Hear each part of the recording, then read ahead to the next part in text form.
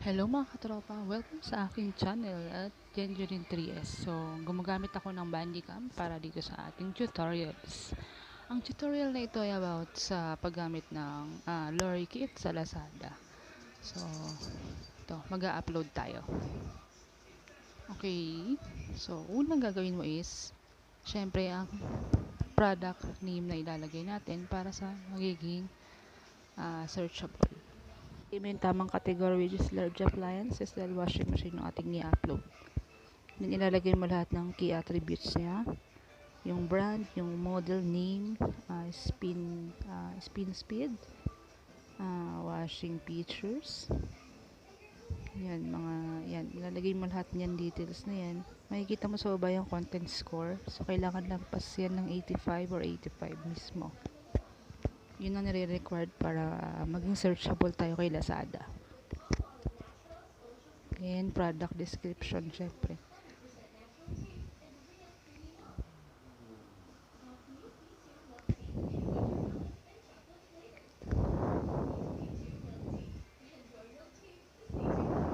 Weight capacity, yan.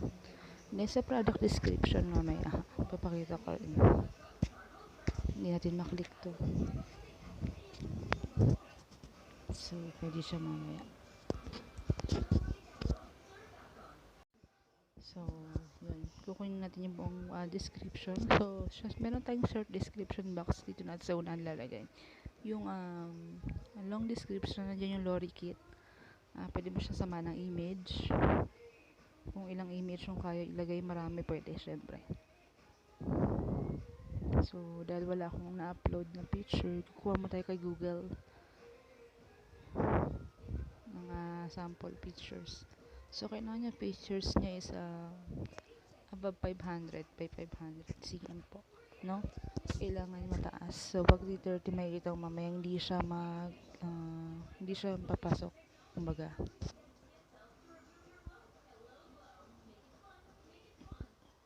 So, I'm using desktop now. Desktop yung ginagamit ko para dito sa paggawa ng tutorials na to, na makakatulong sa mga gustong mag online selling with Lazada.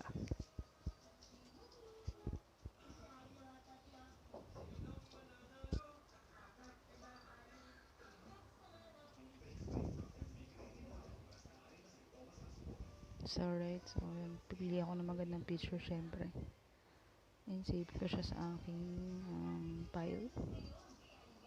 So, you can use almost 3 to 5 pictures kung gusto mo, or 3 pictures minimum. Kailangan yung talagang malinaw. Yung mataas yung niya, size. Then, click the image. Pag click mo si Lorikit, click mo si image. Pumili ka ng kung paano mo lalagay ang picture na gusto mo. So, then, yun, click upload. Then, click mo yung washing machine kanina. Okay, then sa kabila, click mo pa rin yung upload. Then, click the photo. Yun. So, yan, meron na tayong picture kay Lorikit.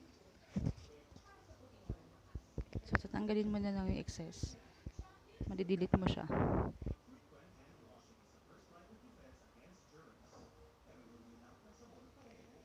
Yan, so pwede mo siyang i-adjust para mag-fit dun sa square ng ginawa ni Lorikit.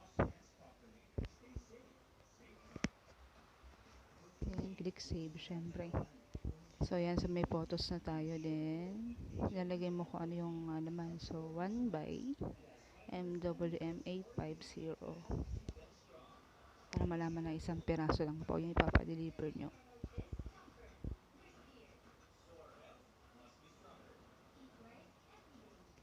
Then, syempre, color family. Kung ano yung kulay nyo.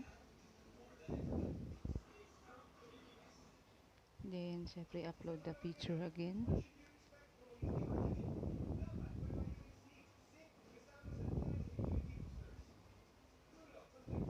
Sobrang bilis na internet ko.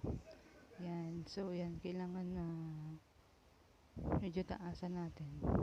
Kasi 330 by 330 lang. Kailangan medyo mataas.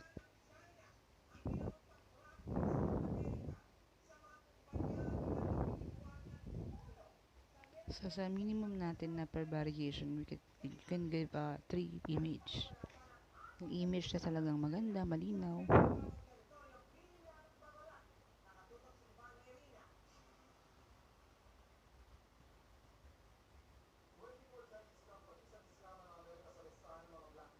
Click mo lang siya din submit yan. Papasok na siya doon sa attributes natin. Din yung price dito. Pwede mo siyang taasan din. Ibigay mo yung special price which is yung discounted price mo. Kung magkano yung kaya mong ibawas doon sa item na yon na hindi ka naman malulugi. And for shipping fee, syempre si buyer po yung sumasagot nito, yung shipping fee. So, sample is, yan, 3,499. So, ang price,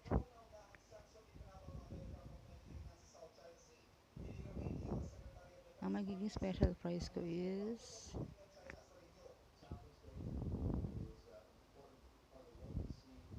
3,999, then special price is 3,499. Yun. Then, iset mo siya ng date kung hanggang kailan mo siya pwedeng ipa-discount para hindi ka naman malugi.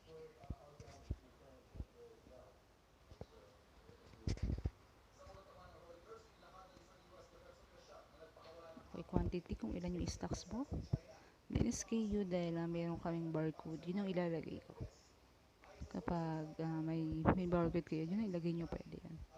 Then, sa supplier warranty, depende sa'yo. Ako nilalagay ko is 7 days lang. Isa Lazada warranty. Lazada supplier warranty. Local supplier. Yun. Local supplier warranty. Then, sa packaging, pakisukat mo na maigi yung pinaka-box ng dimension. Okay, then, after mo ilagay yung mga details,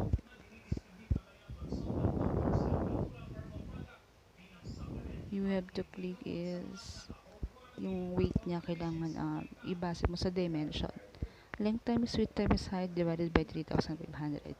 So, yun yung lalabas. Yun yung ilalagay mo. Pero kung tama yung dimension mo, wala na problema. Kasi ma-adjust na yan ni Lazada. Alam na nila yung kung lalabas kung magkano yung shipping fee. Makikita mo yung costing ng shipping fee. Kung sa Mindanao, Luzon siya nakabase. Alright, so you can see clearly, pwede mo siyang baguhin. And,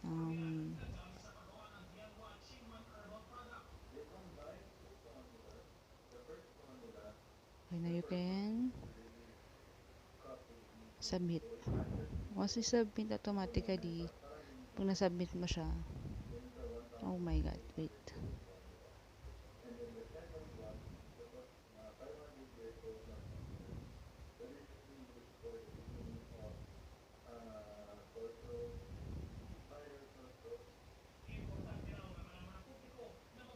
So, pwede mo siya lagyan dito ng details.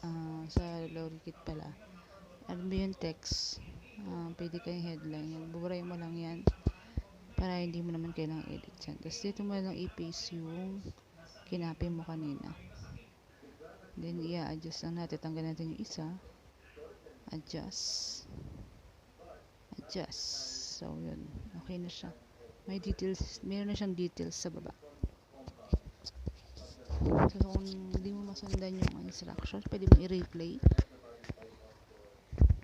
Then, you have to now is check mo maigi muna para wala nang balik-balik.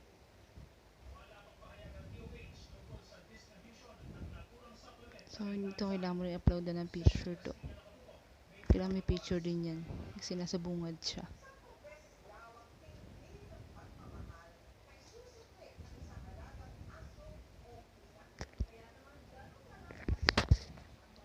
So, yung RPM yun, natagalan ako kasi hindi ko nakita agad yung RPM niya.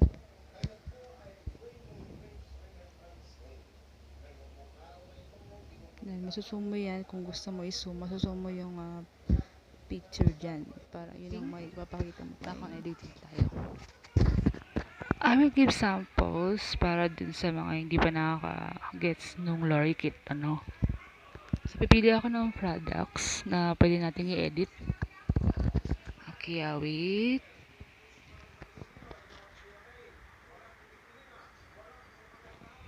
Okay, I'll try this sa watch. I give more samples para maintindihan niyo yung way para gamitin yung lorry kit natin. Para mas marami tayong ma-upload na item na mas mapapansin ng mga customers natin. So, just click mo lang si lorry kit. And pumili ka kung paano mo ilalagay yung image. So, click image. Yan. So, napili ko yung triple. Yung tatluhan na picture. So, hanapin ko yung picture nito na dinownload ko before. Ito isa. Ipakita mo na siya. Ayan. Pwede mo siya i-adjust. Ito ikalawa.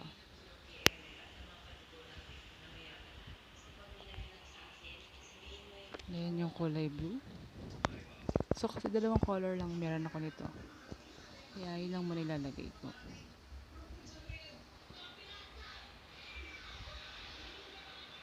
And then black. Ayan. So, kita mo naman para siyang di ba? Parang collage ang tawag dito sa lorry kit. Parang photo collage.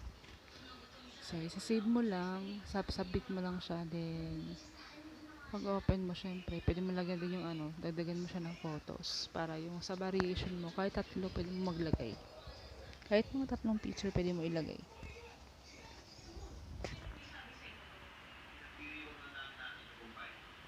So, medyo waiting lang kasi medyo bagal yung net ko. Okay. Then, click. Yun. So, yun, na-doble ako. Parang problema kahit doble. So, hindi siya kagaya kay Shopee na kapag doble yung photo, hindi pa pwede.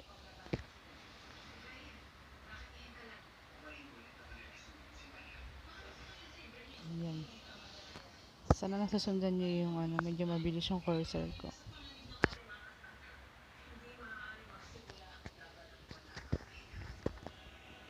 So, yan mga katropa.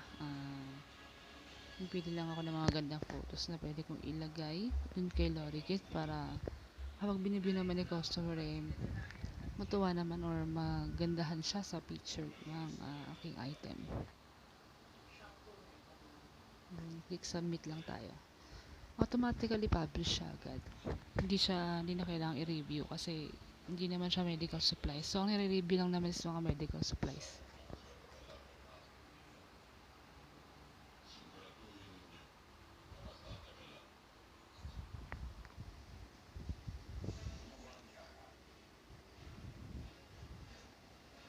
So, okay. So, ito pa. Hanap pa tayo.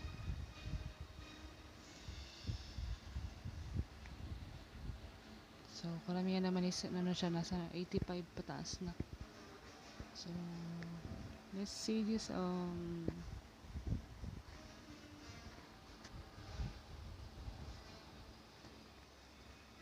another watch. So, last to edit na ito mga katropa. Kasi parang alam ko naman, gets nyo na sa lorry kit kung paano gamitin. So, ito katropa.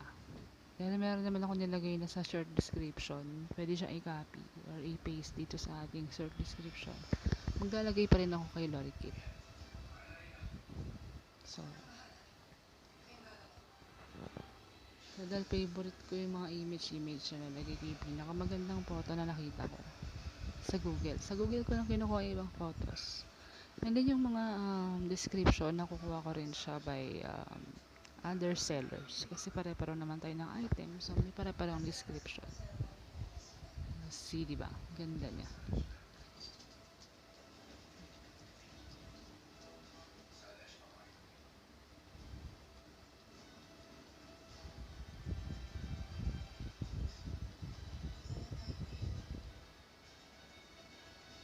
And you can add another para mas marami. Click sa gilid, then upload. Then, ayan, pili ka ng photos na idadagdag mo.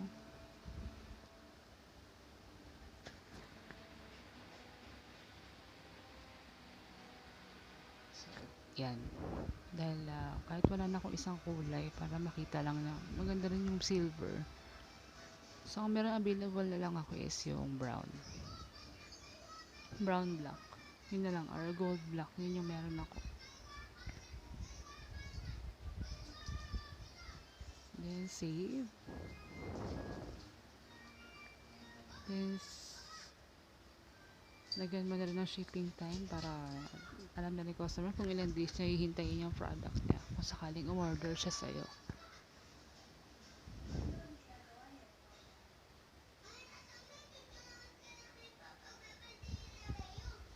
Okay, dagdagan natin yung photos kay variation para attraction na rin.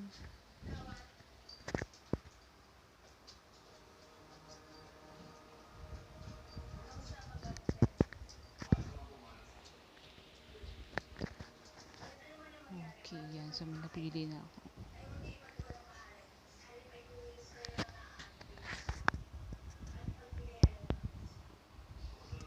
Okay, so yan. So, sana nagustuhan niyo yung video kung paano gamitin si Lorikit ng Lazada.